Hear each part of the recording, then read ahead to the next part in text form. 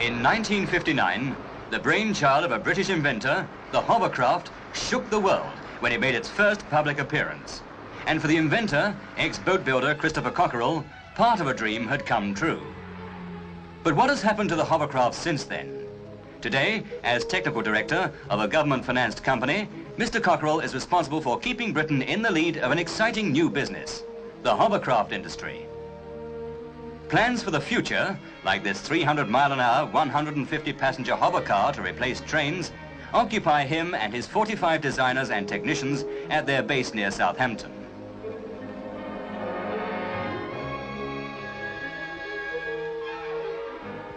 Present problems have to be ironed out too.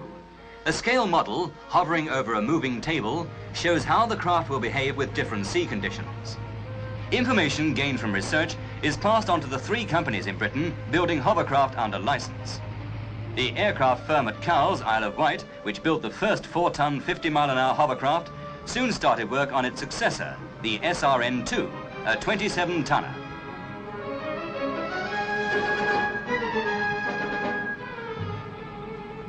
Built of alloy and with 4 aircraft engines, it includes cabin accommodation.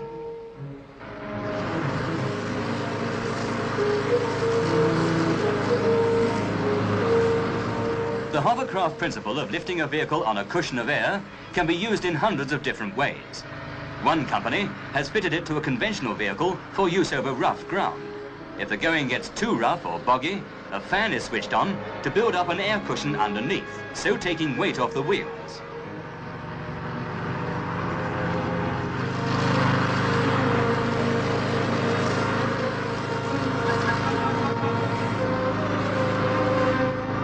And here's the latest thing in wheelbarrows, the hover barrow.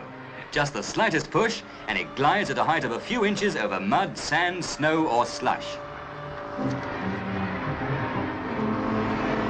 Then for family use, there's the hover scooter. This one was built for his own use by Mr. Don Robertson at his Surrey home for as little as £250. Made of plastic and plywood, it's powered by a motorcycle engine.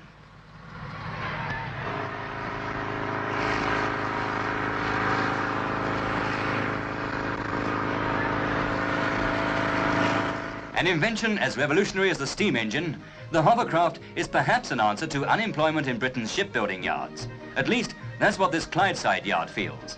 With over 100 years of shipbuilding experience and only 1 order for a new ship over the last 3 years, they're now branching out into the hovercraft industry. Some 50 men at the yard are kept busy on their side-walled hovercraft project, which aims at producing a fast, sheltered water commercial craft with low running costs. Their first experimental craft, a 5-tonner, 60 feet long and powered by 2 outboard motors, cruises at 20 miles an hour.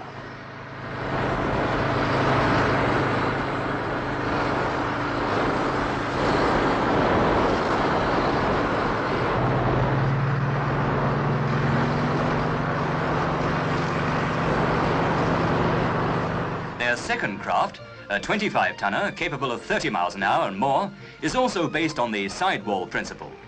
Unlike the air-screw type of propelled hovercraft, which leaves the water completely, the sides of this hollow-bottom craft, which uses water propulsion, must stay in the water as she lifts.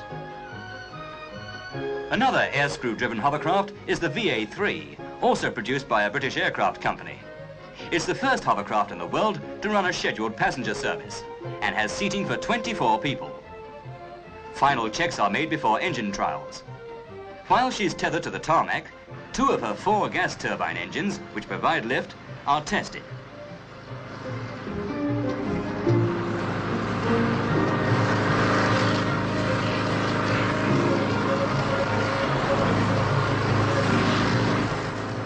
The other 2 engines, mounted at the rear of the craft, are to drive her forward.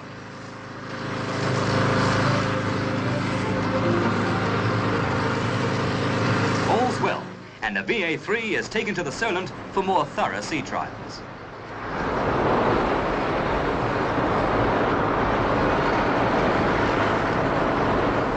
Meanwhile, on the other side of the Solent at Cowes, the larger SRN-2, which can take 64 passengers, is being presented to the world's press. Rivalry among British hovercraft builders is hotting up. It's a good sign.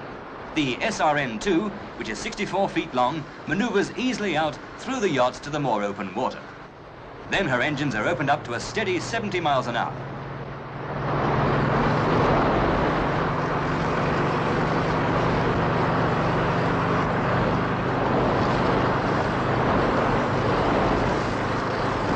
To passengers, it's like riding in a modern airliner, more comfortable than a fast train.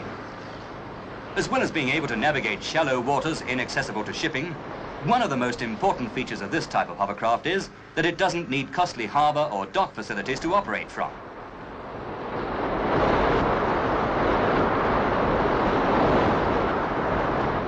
At any state of tide, it just comes ashore and sits on the beach. What could be simpler?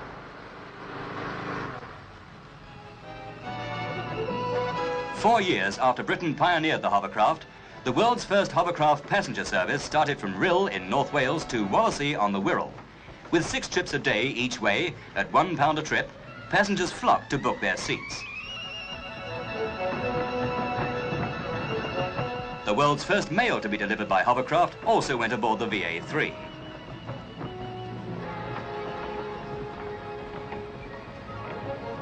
Using the beach as a terminal, the hover coach was ready to leave.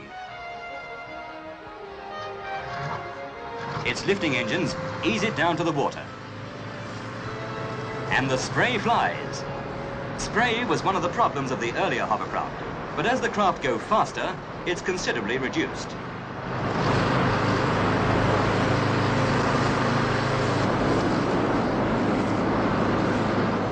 What's it like to drive? Like a car on ice, says 41 years old chief test pilot Les Cahoon.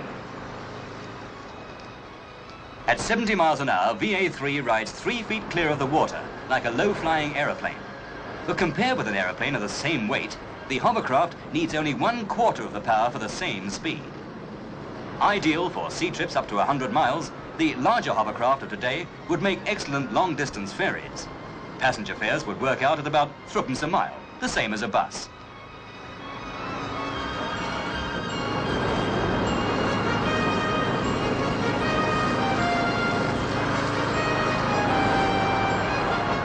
The 15-mile Rhyl to Wallasey trip, which normally takes 2 hours by road, is a 20-minute hop for VA3. With congested air traffic and overcrowded roads, this new vehicle is undoubtedly an important form of transport of the future. And there are plans for a 10,000-ton ocean-going hovercraft travelling at 250 miles an hour within the next 10 years. Leading the world now, Britain's new hovercraft industry should be given one order only: full speed ahead.